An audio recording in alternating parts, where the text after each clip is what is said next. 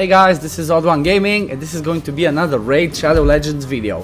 Today we're gonna be talking about my favorite champion in the game, and that is Tomb Lord. The reason why he is my favorite is because, obviously, I think maybe it's obvious or not, he was my first legendary in the account.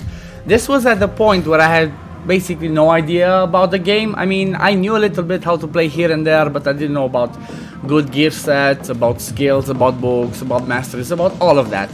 Still, thank God I didn't feed him, and basically I used him everywhere. So I really enjoyed his kits, the 3-hitter on the A1 that puts decreased speed if it crits, the poisons that he places on the A2 at 100% after booked, even though before his buff it was only for one turn, and the A3, which I thought was insane.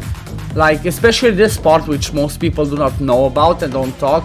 He decreases the turn meter of all enemies with less than 50% HP by 100%. Because of this one, he was so helpful during my progression on the Spider especially, even on the Fire Knight, and like for some waves to help me out.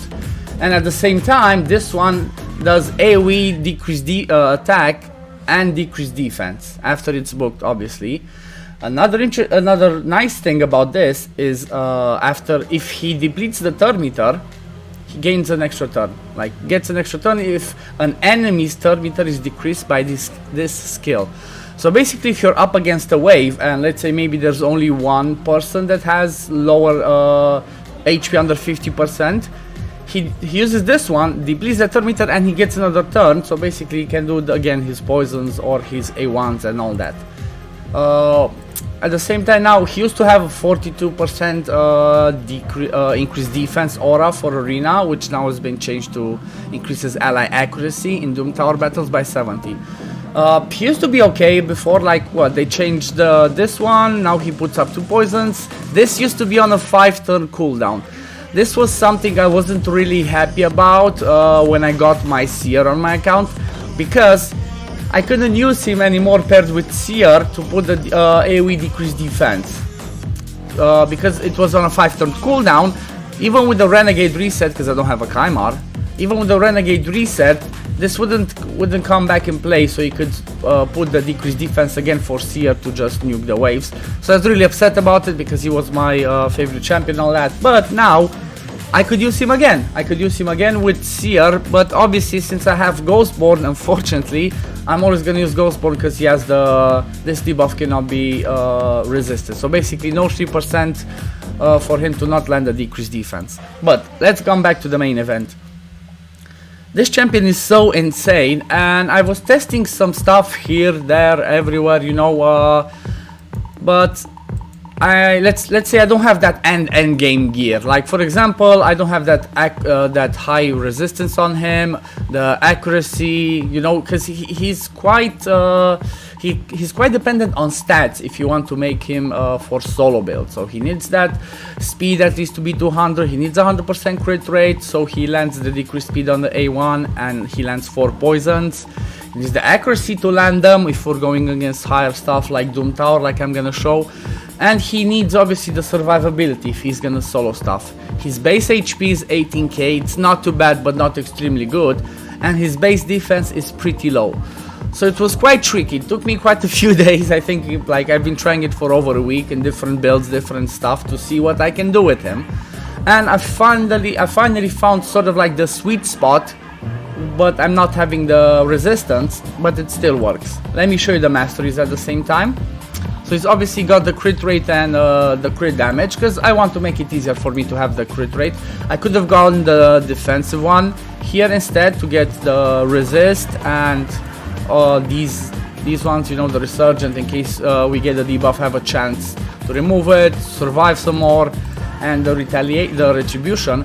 But I chose to go this route because of 2 reasons. Increases the critical rate, and also because of the extra speed he gains if he kills people. So he's gonna kill them with poisons, we get an extra 18, so that way I could build him lower on speed. Obviously the accuracy route, everything that's about accuracy in here, Also the arcane celerity, so he has a higher chance of gaining more turn meter every time his 4 poisons on everybody expire, or his decreased attack or decreased defense. Lore of Steel to help with stats, Evil Eye in case it will be helpful on some of the waves. Again, I took Spirit Haste for the same reason I took the Whirlwind of Death, so we get that extra 24 speed when our team dies, and for the Master Hexer as well, to have a chance to extend that decreased speed and especially the poisons. And for the tier 6, I went for Oppressor.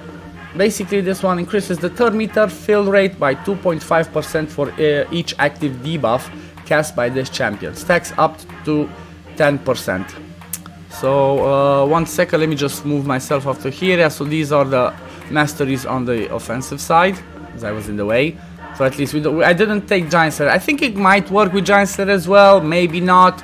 I haven't tested like a million stuff because I didn't have the silver to constantly use. But the one with Oppressor works pretty well, so I'm happy with that. Let me just move myself back. At the same, so you saw the stats that we have, 318 accuracy plus his lead. He's gonna go over that 375 that we need for the Scarab.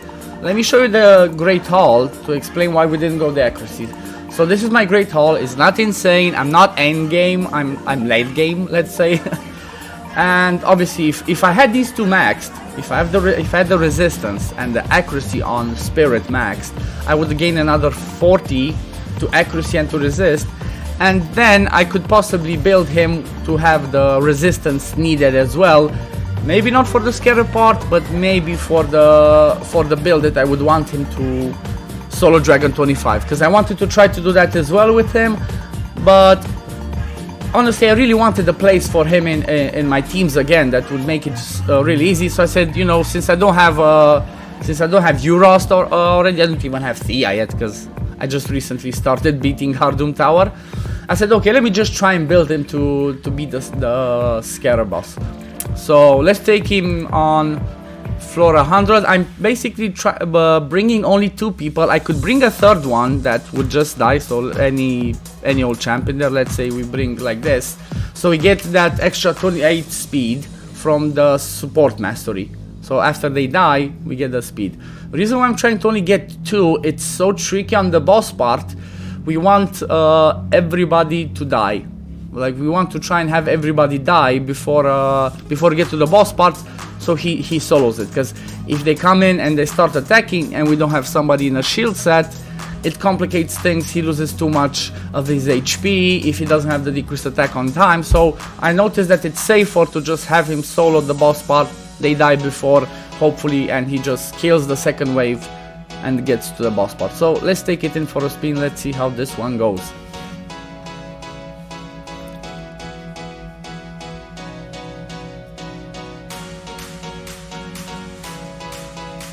Okay, so as you saw, Tronda's dead. And now everybody's gonna die except for Tomb Lord. Obviously, I could have tried and looked and tweaked this more around and find the exact champs. But if you're gonna try to do something like this, you will find the right champions for you that can clear the first wave and the second wave and hopefully have them die. Obviously, it's gonna require a bit of testing, but you will work it out. So this is the boss part. Like, we obviously have a chance to get the weak hits here. Even that's gonna make it easier for us. But even if he doesn't get weak hit, maybe, I don't know, maybe there's a 5% chance where he loses here. But like, I've tried it so many times, and like, I think I've did over 100 runs in the last few days, and this is the only one. There was only one that failed, and I think that one failed because they didn't all die on the second wave. So as you see, this part is he's gonna slowly take the damage off him with the poisons. One thing that I forgot to mention is, as you can see here, obviously you would need a blood shield accessory on him. So for example, I have a blood shield ring on him. It's not a crazy one. I think it's an HP one, or I don't even remember. Anyway, it's a 5-star blood shield ring. I put it on him, and then I brought him in and say, okay, let's kill it. The thing is, if you wouldn't have that because of his, like I said, because of his low base HP and defense, and because I don't have that crazy gear to make him be able to sustain the hits even when he does the attacks, we would get too much damage from the retaliation, because as you can see, we take 13k per hit, 13 to 14k per hit every time he retaliates if it's not a weak hit. So that would be pretty hard for us to survive for. But with just one blood shield accessory, job done. Like, I'm just loving it. And also, this part takes a little bit slower. As soon as we get the Scarab to be under 50% HP, his A3 will start working even better. So he's not just gonna drop the attack and defense of the boss, but he's gonna start depleting his turn meter, and we would get into a rotation where every turn he takes, we do all of our skills. So let's watch it now. So he does the A1 now, as soon as we get the chance. Okay, A1 now, watch. Drop the turn meter, decrease attack, A1, A1, A2. A1, A3, A2, A1, he gets a turn. We go again. So even if we get provoked now here, we get the A1, then we get back to the same rotation. So that's why I said I managed to, I tried to test it without the resistance, and it seems it works.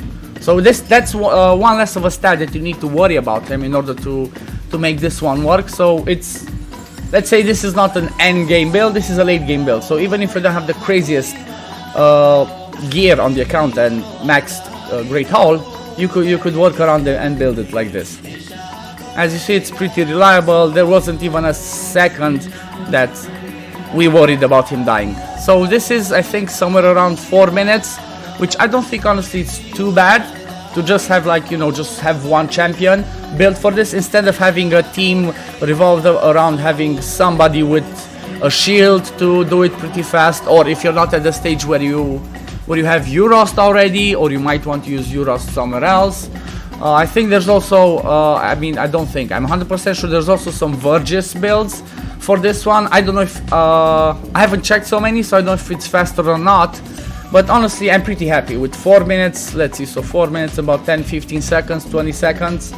That's pretty good. On Scarab, floor 100, it's pretty insane, honestly. Pretty insane. Okay, so that is it. 4 minutes and 90 seconds, 102 turns. I think I did one with was 4 minutes 15 and 93 turns. So that's pretty good. I'm really happy with that. Another place that I said, okay, let me try to see if he can solo this one. I tried to do it, the Faction Wars on 21. Let me just get myself a key, because I used all my keys. I said, okay, let's try and do it on Faction Wars 21. Here, because I don't have that high resistance, maybe if I got him with more resistance, he might be able to solo it. But because I don't have it, I think I even did it with 2 people. So just soulless, or I don't know, let's see, does it work with her? But no, let me just show it how it works. I haven't tested this one too much, I just tried it today. So basically I got all of my damage dealers in there and a bit of speed boost. And basically everybody can die after the waves, and Tomblower can just solo the boss part. Like, I think I've heard other people saying, other content creators saying that maybe people in the community would be upset about this because having his poisons last for 2 turns is gonna make it worse for the boss part. Actually, I don't think so. I think on the contrary, it makes it easier for him to just kill the boss, because he has more poisons. Okay, he reflects them back, but then he gets back turns. He gets back turns and he puts them back on. So every time he constantly puts them back on. He has the regeneration set on him, which he's gonna constantly heal over, and even if he's gonna be solo, he has enough damage to kill the boss on his own. So if everybody else dies, he's gonna have the damage just from those poisons to solo the boss part. And again, as it was on the Scarab, when the boss gets to about 50%, his A3 kicks in again, and he just drops his turn meter again. It's not gonna, I don't think it works the same as in the Scarab, so we don't rotate 4 times, the boss still gets a turn, but it still works. Like, it's not gonna be a, I don't know, maybe it's not a 1-2 minute, it's somewhere maybe around, I think it was 4 to 5 minutes, but still, to have one champion in the same build, to be able to solo the Scarab 100 on hard, solo the boss part on Faction Wars 21, and after this I will show you he can solo the dragon part, so only the boss part with the same build. I think that's pretty okay. So just one set of gear for one champion to do several stuff. Honestly, I will take it. I'm pretty happy about it. Maybe later on, after I finish upgrading my Great Hall and maxing the accuracy and resist on Tomb Lord, I'm gonna try to see if I can get him to have some resist as well, and then maybe he can be in the same build and he can solo the Dragon 25 with the same build that he's gonna solo the Scarab and this boss, and maybe even the waves, because if he's gonna have the resist, he's not gonna have the debuffs, he's not gonna have the decreased defense on the first wave and on the complicated stuff. But for now, I really wanted to showcase this because, like I said, this guy was my favorite champion. I mean, obviously there's better champions than him, but he was just my favorite because he's such a good champion, and his kit is, I think, is pretty unique and pretty nice, especially his A3 and obviously his A2 with those many poisons. So look, we got so many poisons on ourselves. Sorry about that. Let me just put my phone on silent. Bloody hell. So as we can see, okay, yeah, Solus helps us with the damage, but still, Tomb Lord puts up so many poisons, as we can see here, that it's just insane. It's just insane. Even if now he does the change, so even if he would have swapped the HP, he would have just come back and do all those poisons, all the damage, and job done. So with a team of just some damage here and there, 3 minutes. Tomb Lord is a monster. I mean, most of the damage on the waves came from Solus, but he could do it. Honestly, I think just if we got his resist up, he could do it on his own.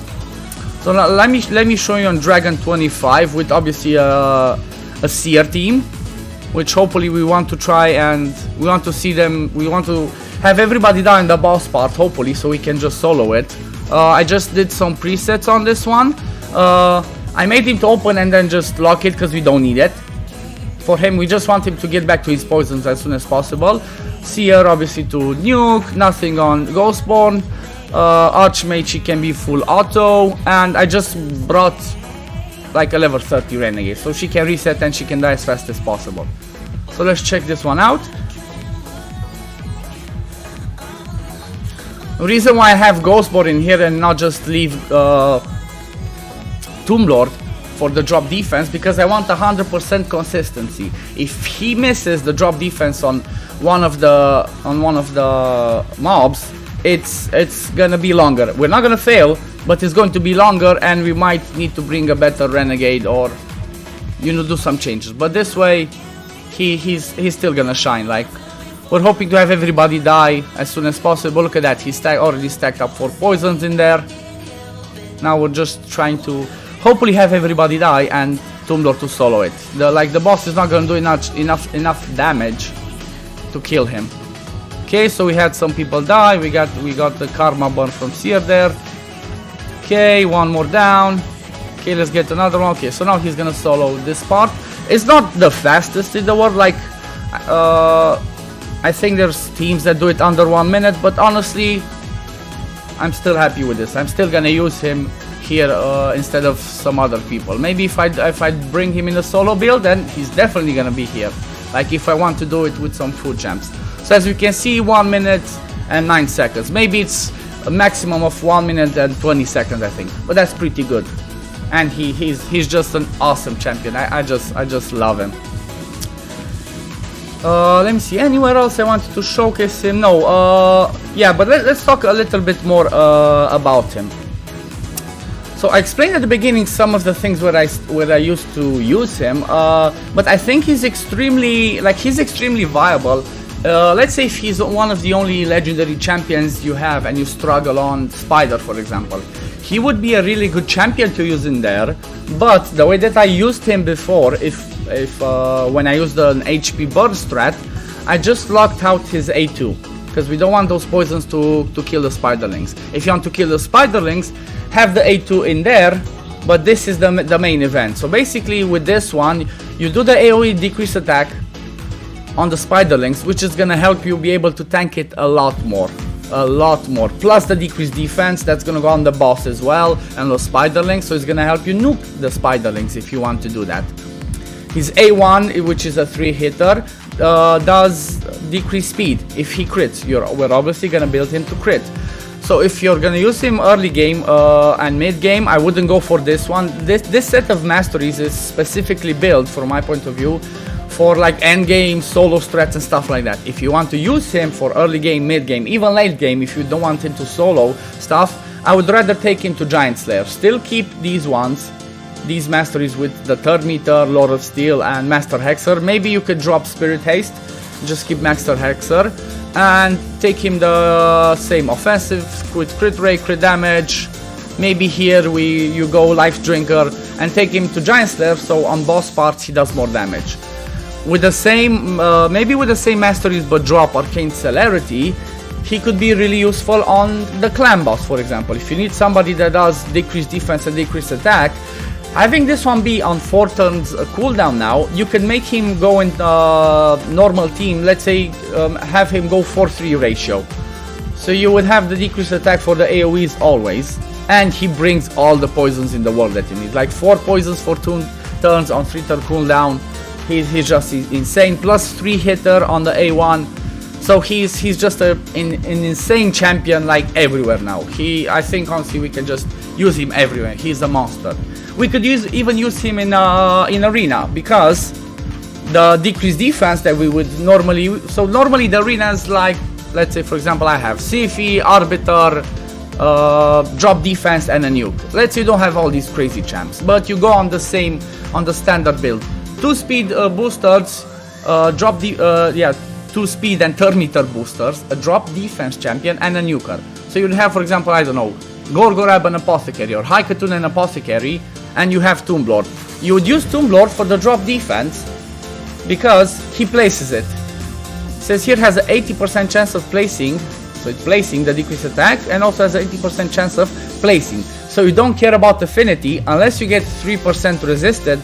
Unless you don't have enough accuracy, he will always land the decreased defense, and then your nuker can go. If the nuker doesn't kill them off, guess what? He's gonna come back and land some poisons to help you out with that. So he's a pretty insane champ. I just love this champion. Tomb Lord is a god, especially now with his buff.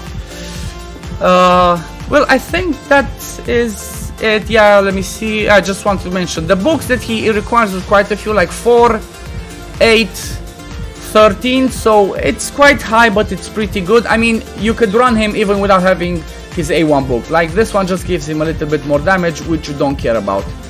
You would like to have the books here, especially to get 100% chance and to decrease the cooldown. And on the A3 again, you want that 100% chance to decrease the attack and the defense, and to book it to a 4-turn cooldown. Anyway guys, look, I'm even dropping my microphone, sorry about that. Okay, so anyway guys, this is gonna be the video about Tomb Lord. Hope you enjoyed it, this is gonna help you.